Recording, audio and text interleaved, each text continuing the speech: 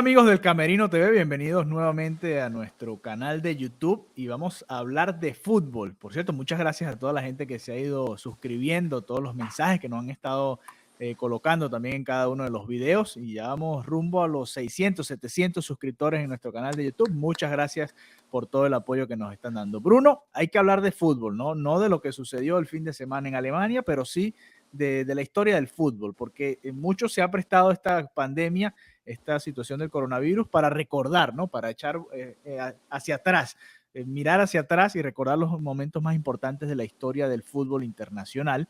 Y esta semana se cumplen años, obviamente, de varios campeonatos. En esta fecha de mayo es que por lo general se están terminando los torneos europeos y obviamente cada equipo celebra tantos años de haber ganado ciertas copas. Y nosotros queríamos fijarnos en una muy importante para el madridismo, para el Real Madrid, para el equipo que más copas ha ganado, copas de Europa obviamente, en la historia del fútbol europeo, con 13, y una en específico que es la séptima, esa que rompe una gran sequía del Real Madrid, más de 30 años sin poder ganar la Copa de Europa, luego de haber dominado Europa en los años 60, y llega esta séptima Copa de Europa, perdón, de la mano de un gol que quizás hoy en día no valdría, si hubiese VAR en aquel entonces, un juego muy cerrado contra la Juventus, pero un momento importante para el madridismo porque lo que comentábamos, marcó ese corte de la sequía del Real Madrid y le abrió la puerta a una era que fue importante, quizás no tan importante como esta de los últimos años, que ganaron 4 Champions en 5 temporadas, pero una era también muy bonita para el madridismo. Bienvenido, Bruno. ¿Qué tal, Alejandro? Qué gusto siempre estar en el camerino para hablar de deportes, ¿no? Y Sí. sobre todo ahora en esta época donde nos toca hablar, como decías tú en la presentación, de historia y que además es muy buena porque te lleva al análisis actual. Esta séptima copa o esa séptima copa del Real Madrid creó un efecto dominó para que vinieran muchas cosas que se traducen en la cantidad de copas que ganaron post ese gol de Peja Mijatovic. Antes de entrar en todo lo que fue el juego, lo que significó, fue tan importante, y no soy madridista, que yo recuerdo exactamente dónde estaba viendo un partido que, repito, no soy madridista, pero que generaba emociones por los rivales. El Real Madrid, el todopoderoso Real Madrid de España, y la Juventus, que es el más poderoso en Italia en cuanto a ligas, copas de Italia, etcétera, pero que en Champions nos tiene a todos con una deuda pendiente. Y este es otro ejemplo de eso, más lo que ha vivido en años más recientes, donde, por ejemplo, Buffon no pudo levantar la Copa de la Liga de Campeones de Europa en un par de oportunidades donde ha sido el arquero de la Juventus. Pero bueno, eso es otra materia. Yo estaba en casa de mis abuelos en Puerto La Cruz, en Venezuela. Mi abuelo tenía su sitio específico como buen italiano, donde tenía bandera de Italia, bandera de Venezuela, bandera del Pescara, que es el donde él nació y que tiene un club en segunda división, y la bandera del Milan, que es el equipo al cual mi familia sigue, ¿no? Y somos fanáticos. Eso te iba a preguntar, porque yo sé que tú has seguido el Milan, pero no sabía si venía de Sí, sí, sí. familia, si era heredado. Creo que me obligaron y no me di cuenta. Pero como buen italiano, amante de mi familia del fútbol, sobre todo mi abuelo, y me dijo, vamos a ver, en ese entonces, y por muchos años, las finales eran los días miércoles. Ujú. Después del colegio y todo esto, me fui a ver el partido para allá. Yo tenía, si eso fue en el 97, 98, porque fue la final se da en el 98. Yo Sí. soy del año 83, yo tenía unos 15 años, estaba en tercer, cuarto año de bachillerato, más o menos. Y durante el partido hasta recuerdo a mi abuelo decir, si no mata, en términos muy coloquiales, si no mata a la Juventus ahora, porque dominaba el partido, el Real Madrid con su historia y con su fuerza en Champions, a pesar de esos 30 años que tenía sin ganar en esa competición, puede sacar ventaja. Y bueno, al final fue así.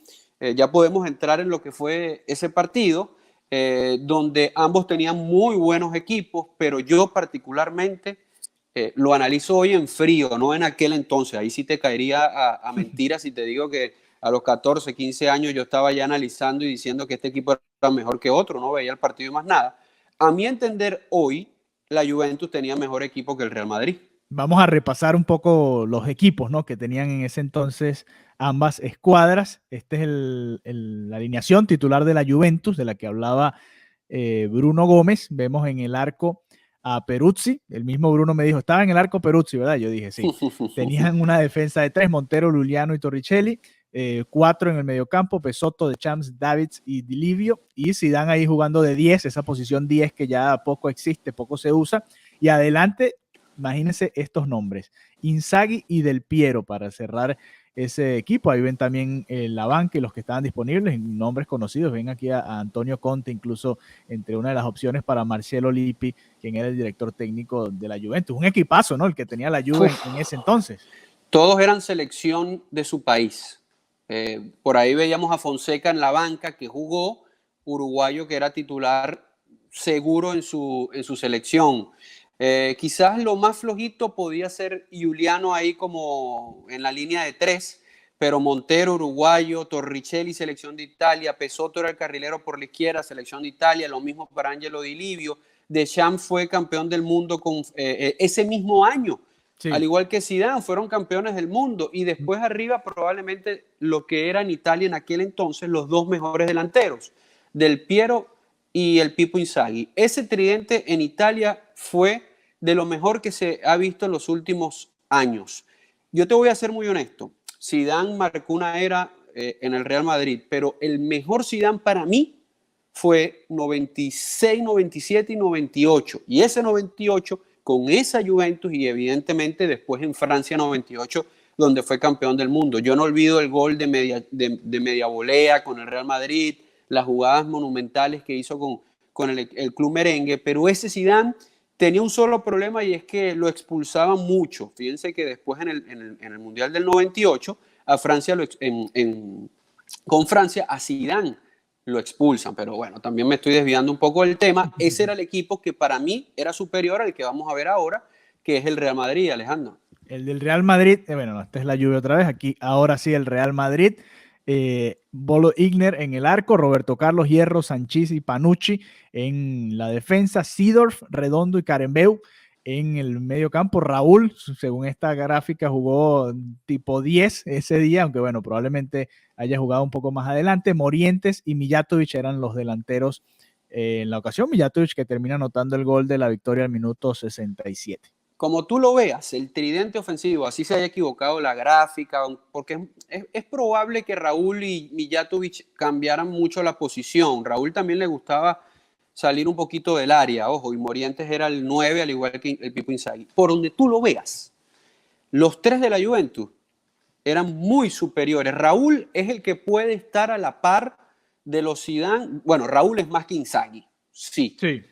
Vamos a ponerlo allí, pero Zidane, aunque en ese momento quizás no. Probablemente era una muy buena etapa de Inzaghi, aunque Inzaghi luego mejora con el Milan, donde gana un par de Champions, este 9 italiano que también ganó una Copa del Mundo, ¿no? Pero Mijatovic, si lo comparas con Del Piero superior, y si lo comparas con Zidane, mucho más. Y Morientes era muy buen delantero, pero los tres que tenía la Juventus eran de talla mundial. Detalles: un muy buen Seedorf ahí en el medio campo, un Fernando Redondo. Yo creo que la Juve tenía mejor defensa, aunque los laterales, porque jugaba con línea de 4, los laterales que tenía el Real Madrid con Panucci, que era de la selección italiana, y Roberto Carlos, probablemente él y de los que yo he visto, él y Maldini, los dos mejores laterales zurdos que he tenido la posibilidad de analizar. Ahí a lo mejor sacaba un poquito de ventaja el Real Madrid. Pero el partido fue tremendo, como un típico. En aquel entonces los italianos trabaron el compromiso, los italianos luego se soltaron a jugar un poco allí, metieron a Alessio Tacchinardi en algún momento a darle patada a medio mundo. Me daba la sensación, Alejandro, que querían o ganarlo rapidito, y no pudieron. Cuando digo rapidito, es en los primeros 20 minutos de cada tiempo. Cuando no podían conseguir la anotación, se encerraban, y ahí llegó Peja Mijatovic y como dices tú, fue polémico, pero la jugada del gol o la definición, driblándose a Peruzzi, como hay un defensor defensor que no recuerdo con exactitud trató de sacar la pelota con la cabeza en la raya, pero no pudo, y termina marcando una muy importante parte de la historia merengue, porque posterior a ese séptimo título en Liga de Campeones, aunque en aquel momento era la Copa de Europa, la Copa de Campeones de Europa, Sí. empieza a llegar esto, el dinero, y con el dinero aparecieron ya por los años 2000 la contratación de Beckham, de Figo, de Zidane, de Ronaldo, que a lo mejor no se tradujo en su momento en buenos resultados en Champions, porque no la ganaron. Fíjense que Ronaldo no llegó a ganar la Champions bueno, Ronaldo no ganó la Champions. Ronaldo no me refiero a Cristiano, ¿no? Me refiero a El Ronaldo, el de fenómeno. Brasil, el fenómeno. Pero todo esto empezó a marcar la historia que hoy vemos en el Real Madrid, que llegó a un tope con 3 ligas de campeones de Europa de manera consecutiva, gracias, desde mi punto de vista, a ese triunfo. Ese Con ese triunfo, triunfo. exactamente. Del 97 rompió esa barrera, ¿no? Que se había formado, porque no es normal, ¿no? Que un equipo de este calibre te pase tanto tiempo sin ganar. 30 años. Tú imagínate, ponlo ahora, imagínate que el Madrid pase 30 años sin ganar una Champions hoy en día, imagínate, estarían votando a los directivos, a los técnicos, Pero a a cada medio rato, mundo. ¿no? A todo el mundo. Después de esa Champions del 97, eso que comentabas, más allá de entrar en la polémica de ese gol, que ya creo que hay un acuerdo general en el mundo del fútbol de que estaba en posición adelantada. Sí, sí estaba. Lo que vino después, ¿no? El resurgir del Real Madrid, sobre todo en Europa, porque en España siempre tuvo ese tú a tú con el Barcelona, sobre todo, aunque antes en la liga era un poco más pareja, pero en España siempre fue el que más mandó, ¿no? Y lo sigue siendo, es el que más títulos tiene en España, pero en Europa se había diluido un poco esa fuerza que tenía el Real Madrid. Después de esa llega varias Champions, ¿no? Ya vamos a revisar los años aquí. En los 99-2000 llega la octava, en la 2001-2002 la volea de Zidane, llega la novena, una ante el Valencia 3-0 y la otra ante el Bayer Leverkusen. Esas dos fueron las Champions que le siguieron y que siguieron aumentando el palmarés del Real Madrid en aquel entonces. Mira, dicen por allí que a veces por acumulación de tiempo, quizás en este caso, empiezas a tener en tus espaldas un peso que necesitas quitártelo de encima, y para hacerlo es ganando un título. El delantero, cuando tiene 10 fechas sin marcar, hasta que no marque un gol, no se quita la presión, y luego viene una seguidilla de goles. Y yo creo que eso le pasó al Real Madrid.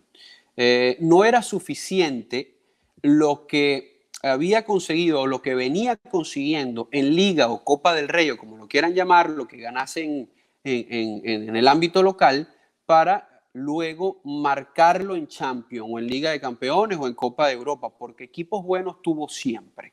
Fíjate que antes de entrar en la grabación, yo te decía que me parecía sorprendente que Emilio Butragueño, con todo lo que significó, no haya sido un tipo que pudo darle Champions de la manera que quizás lo dio Raúl o algún otro, Cristiano Ronaldo, sin ser español, evidentemente, pero de todas maneras terminó siendo un ídolo Emilio Butragueño por todo lo que significó a nivel local, y bueno, también le dio mucho a la selección española de fútbol, ¿no? Pero pareciera que Mijatovic en ese tanto hizo que el Real Madrid se quitara 30 años encima de derrotas en Champions, en Copas de Europa, y luego poco a poco el equipo se fue liberando y terminó en esto, porque son, ¿cuántas más? 6 más a raíz de ese triunfo de Mijatovic, o ese gol de Mijatovic. Un partido que quizás se le parece es después la décima, ¿no? ¿Cuántos años no pasó el Real Madrid persiguiendo esa décima que también le costaba? Era ponerse en otro nivel, llevarlo a 2 dígitos, ¿no? Que nadie más lo ha hecho, y que están muy lejos los equipos que le siguen, el Liverpool, Barcelona, Bayern Múnich, el Milan también, que ha ganado bastantes títulos. Y esa décima también se le parece un poco, ¿no? Y fue complicada también para el Real Madrid para que llegase. Incluso cuántos técnicos no pasaron por ahí, Capello, Mourinho, les costó hasta que por fin Ancelotti logró dar con la fórmula en un partido también bueno, que al final les sonrió el 90 y Ramos, pudieron empatar, todo el drama, ¿no? Que conllevó esa final, y después terminan goleando en el tiempo extra.